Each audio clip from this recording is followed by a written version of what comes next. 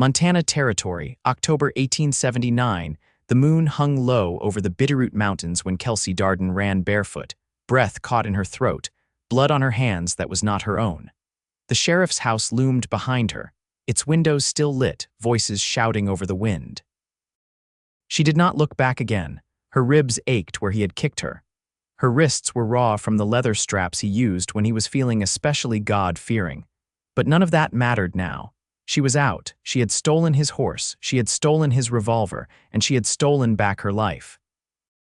The mare galloped hard along the ridgeline, Kelsey hunched low over the saddle, the cold cutting through the thin cotton dress she had worn for 6 days straight. She had no coat, no food.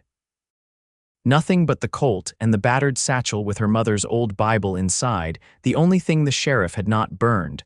Somewhere to the south, the sheriff's deputies would be waking, searching. They would come fast. She had until dawn. The horse slowed as the woods thickened, hooves sinking into damp earth. Kelsey slid off, stumbling. Her legs shook under her. She followed a narrow trail by foot now, letting the mare rest, heart pounding harder than hooves ever could. She crossed a creek, then another. Each step away from Ravine Pass felt like a step toward herself again. Near 3 in the morning, she collapsed by a fallen log, wrapping her arms around her knees. The chill soaked through her skin. Her lips trembled, but she was free. She had gotten out. And she would never let him touch her again. The sky began to pale around 5, pale gray stretching into soft gold. Her fingers were stiff. She forced herself up, leading the mare forward until the trees gave way to a clearing, and there he was. A man leaned against a wooden fence, tall, broad-shouldered, with a worn hat pulled low and a rifle resting in his hands. He looked like something out of a story sun-kissed skin, rough stubble on his jaw, and eyes the color of the sky in August. His shirt was open at the neck, sleeves rolled up, hands steady. He saw her, straightened, and then dropped the rifle gently in the grass. "Kelsey." His voice was low, disbelief cracking through it. She stopped cold. Her breath caught. "Jacob McCrae." He crossed the clearing in long strides. No questions, no hesitation. Just arms that wrapped around her like the world had stopped, and all that mattered was that she was there. She buried her face in his chest. She could feel the beat of his heart, strong, steady. "I thought you died in the fire," she whispered. "I thought you married him," he said, his voice breaking. "I never wanted to," she said. "He took me. He said I owed him." Jacob's arms tightened around her, like he could hold her together with just his strength. "You are safe now," he said. "Not letting you go again." His cabin sat tucked in a dip between 2 hills, smoke curling from the chimney, a corral out back with 2 horses and a mule. Inside, it smelled of coffee and wood smoke. He led her in gently, like she might vanish if he moved too quick. She sat by the fire while he poured water into a basin. She did not stop shaking. Jacob knelt in front of her, dipped a cloth into the warm water and reached for her hands. Her wrists were split open. He stared for a long time. Then, without a word, he started cleaning them, careful. Slow. He did not ask what had happened. He did not need to. "I thought about you every day," he said quietly, still focused on her hands. "I waited for you," she said. "Then the fire came. They said you were gone." "I lived," he said, "but the town didn't. Everything burned. I rode north. I wanted to find you, but they said you'd married that bastard sheriff. I never did." He met her eyes then, and there it was. All the years between them, all the ache and time and want. "You hungry?" he asked, voice low. "A little." He stood and went to the stove. There was stew already warm from the night before and bread wrapped in a cloth. She ate in silence, watching the way he moved, confident, quiet, solid as the land around him. When she finished, he handed her a blanket and gestured toward the cot. "You sleep." "I will keep watch." "Jacob," she said, her voice shaking, "he will come for me." "Let him try," Jacob said. "He touches you again, he dies." She did not argue. She was too tired. She laid down, pulling the blanket over her, and fell asleep to the sound of Jacob placing wood in the fire. When she woke, it was afternoon. The light was softer, golden. Jacob was outside, chopping wood, sweat on his brow, shirt discarded by the fence. She stepped out, barefoot still, her dress torn at the hem. He saw her and came over, wiping his hands on a cloth. "You sleep all right," she nodded. "Better than I have in months." He looked at her, and something in his face changed, gentler now. "You can stay here, Kelsey, as long as you want. I do not have anywhere else." You do now. She looked away, her heart thudding. I'm not the same girl you knew, she said. I do not care. I have scars, so do I. She looked up at him then. There was no pity in his gaze, just want, just care. He reached up, brushing a leaf from her hair. You are here, he said. That's all that matters. And for the first time in a long time, she believed it. She reached for his hand, and he held it tight. The wind shifted that evening, carrying the faint scent of pine and damp earth through the open cabin window. Kelsey stood barefoot by the doorframe, Jacob's coat draped over her shoulders. It swallowed her whole, the sleeves rolled up twice to keep from dragging past her hands. Beyond the clearing, the hills cast long shadows, and the last light of day bled along the ridgelines like fire behind glass. Jacob returned from the spring with 2 buckets, water sloshing gently beside his steps. He set them down near the porch and wiped his hands on his trousers, pausing only when he caught her watching. You're leaner than I remember, she said quietly, not unkindly. Winter last year hit harder than usual, he replied. Lost 2 steers and near lost my right hand to frostbite, didn't take to town much after that. She nodded once, eyes on a hawk circling high above. You always said you'd settle away from the noise. I did. Still lonely, he glanced at her, then away again. Not right now. She didn't answer. Her fingers tightened around the coat's lapels. The silence between them stretched, but it wasn't the kind that hurt. It settled like dust after a storm, quiet, patient. You still keep a journal? He asked. She turned her face toward him, startled. You remembered that. You used to write by lantern light, wouldn't speak a word for hours. Said you were trying to make sense of things. I burned the last one. He nodded, saying nothing more about it. After a while, she stepped off the porch and walked to the edge of the garden, where frost had curled the last of the cabbage leaves into tight fists. She crouched down, touching one gently. Did you plant these yourself? She asked. I dug the beds, but Mrs. Langan from the valley started the seeds, traded me for fence repairs and firewood. Kelsey nodded. I helped my mother grow rosemary back in Kansas. She said it made the air sweeter in the drying room. Jacob stepped down beside her. You ever think of going back? She didn't look at him. What's left to go back to? He didn't push. Instead, he offered her a hand, one she took after a moment. They walked the property in silence, her steps slow, careful. She'd pulled the coat tighter against the chill, and he matched her pace without comment. Back at the cabin, the mare nickered softly from the lean-to, and Jacob moved to toss her a scoop of oats. Kelsey leaned against the post, studying the edge of the woods beyond. Do they know where you are? He asked without turning. No, you sure? I didn't ride the trail. I cut down past the old logging camp, then crossed the river twice. I left no tracks anyone could follow. He gave a small nod. Smart. She tilted her head slightly. You always believed I could think for myself, even when others didn't. You never needed anyone's permission. Kelsey stepped closer, the air between them warming despite the falling temperature. She reached out and touched his forearm, her fingers brushing the curve of sun-browned skin where his sleeve was rolled. Why didn't you ever write? She asked. I didn't know where to send it. By the time I figured out you weren't in Kansas anymore, I heard the fire had taken everything. I thought you were buried under the storehouse. Jacob looked down at her hand, still resting on his arm. I got out through the back, hid up in the hills 3 days before I came down.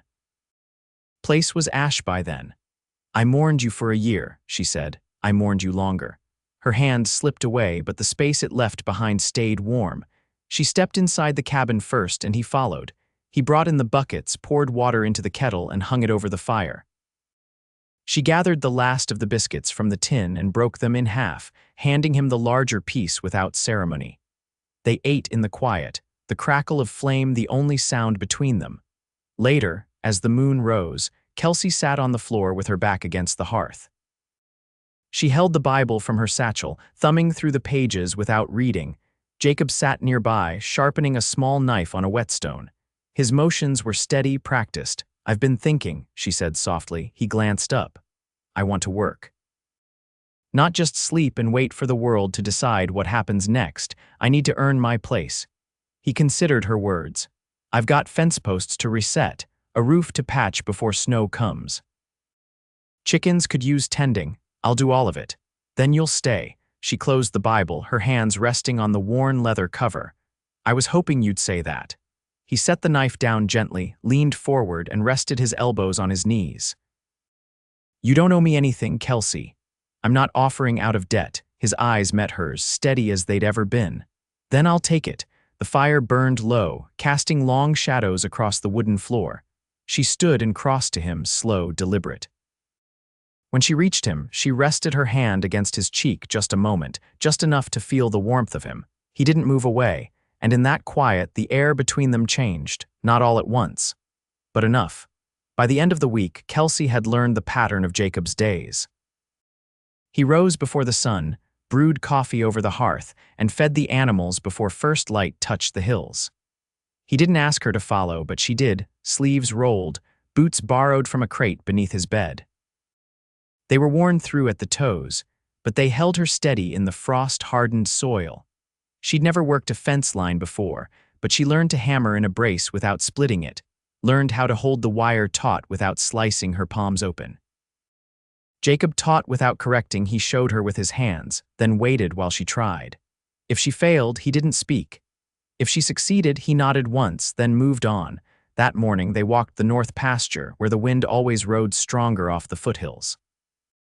Kelsey carried a coil of cedar slats on her shoulder, the weight awkward but not unbearable. Jacob led the way. There's a trapper up along Ditch Creek, he said. Name's Merton. He's got salt and flour if you've anything to trade. She pushed a strand of hair behind her ear. I could sew. Patch his trousers, maybe. He's got no wife, Jacob said. Keeps everything with twine and pine tar. Then I'll fix his stitching with proper thread.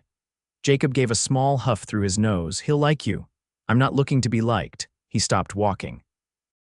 Didn't say you were. She adjusted the slats on her shoulder.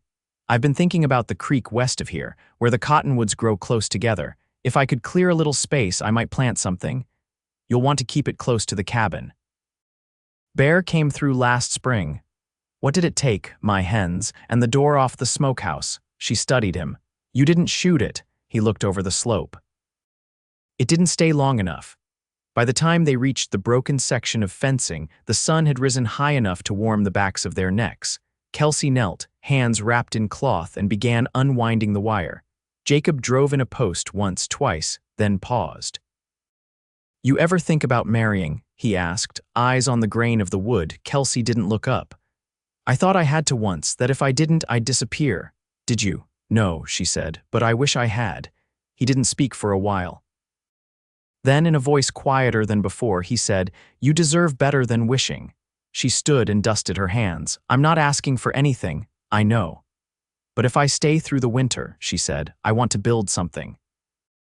Not just pass time under a roof and call it survival. He met her eyes. All right. They worked until the sun fell behind the trees and the light turned amber along the ridge. Back at the cabin, Jacob washed by the basin and Kelsey peeled potatoes with a blade dulled from years of use.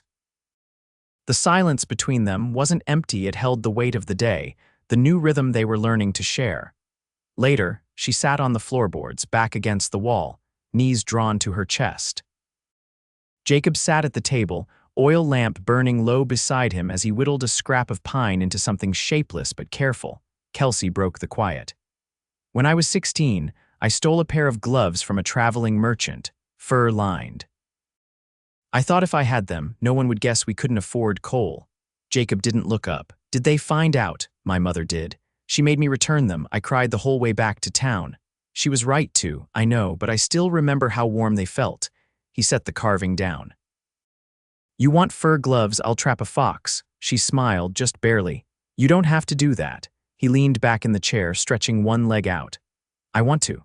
She studied him, the way the lamplight caught the edge of his jaw, the slope of his brow. He wasn't handsome in any polished way.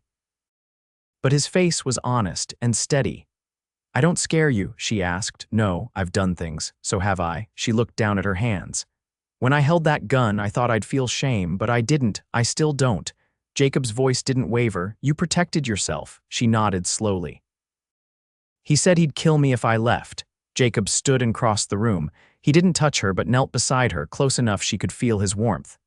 And if he comes here, she asked, I'll be ready. She looked into his eyes. You believe me. I always did. Her breath caught. Not from fear. From the weight lifting off her chest, piece by piece. "I want to stay," she said, "then stay." She didn't cry, not this time. She reached out, fingers brushing his. He took her hand in his, slow and certain, and held it there. Outside, the wind shifted again, but the cabin stayed warm. The first real snow fell overnight, silent and steady, blanketing the ridgeline by morning. Kelsey woke to the hush of it, the kind of quiet that settled deep in the bones. Jacob had already gone out. She heard the creak of the barn door, the low sound of him speaking to the mule. She sat up in the cot, pulled her shawl tighter, and stood to light the stove. Her breath clouded the air. By the time he came back inside, his shoulders were dusted white, hair damp beneath his hat. "There's a buck not far off," he said, setting the rifle against the wall. "Tracks cut through the north trail, heading slow." She nodded, kneeling to stoke the fire. "You going after it, later?" "Snow's fresh enough to hold the trail. No rush." She poured water from the kettle into a tin cup and handed it to him. Jacob took it without a word, nodding his thanks. She poured one for herself and leaned against the table, watching as he unbuttoned his coat and hung it by the stove. "Do you ever go into town?" she asked after a moment. "Not often." Because of him, he didn't answer right away. "Folks there turned their heads when it suited them. I've not forgotten that." She looked down into her cup. "I still see his face sometimes, not when I'm asleep." "When I'm awake." Jacob set his cup down. "You want me to ride west, send word to the judge in Fort Owen?" "I don't want the law," she said. "I want a life." He held her gaze, then gave a small nod. "Then we build one." Later that morning, they shoveled a path to the woodshed. Kelsey worked beside him, the cold reddening her cheeks, breath rising in steady clouds. She didn't complain when the shovel handle blistered her palm. She didn't pause when the wind burned her skin raw. She moved like someone with purpose. Jacob watched her stack the wood, measured and deliberate. "You want to learn to shoot," she straightened. "Would you teach me?" "I would." She didn't answer right away. Then yes, "I think I do." They practiced behind the cabin where the slope dropped into a gully and no one could be seen from the trail. He showed her how to stand, how to cradle the rifle just so. Her first shot missed the stump by a wide margin. Her second hit bark. "Again," he said. By the seventh, she struck center. That night, they ate venison stew left over from the week before, and she added dried sage she'd found in a tin. The flavor was sharp, unexpected, and Jacob leaned back in his chair with a quiet grunt of approval. "You ever think about teaching?" he asked, finishing his bowl. She looked up. "Children or grown folk, you've got a mind that doesn't sit still." She tilted her head. "I did once."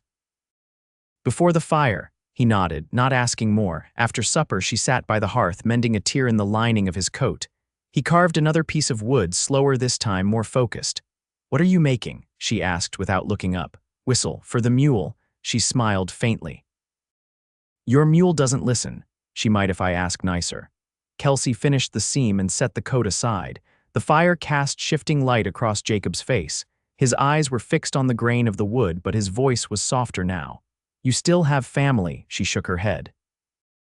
"My mother passed before the fire. My father left when I was young." He nodded once, then said, "My brother died in '63, Shiloh. After that, I came west." Kelsey leaned forward, resting her arms on her knees. "You never remarried." "I never married at all." That surprised her. "Why not?" He didn't answer for a long moment. "Then I never found someone who made me want to stay put." She looked at him then, and he met her eyes. The silence between them pulled tight, not strained, just full. She stood and crossed the room, barefoot again, the floor warm from the fire.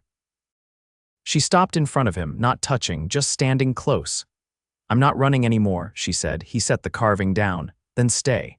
She did. He reached for her hand, and this time when their fingers twined, she didn't tremble. She stepped into his arms, and he held her like she was something whole.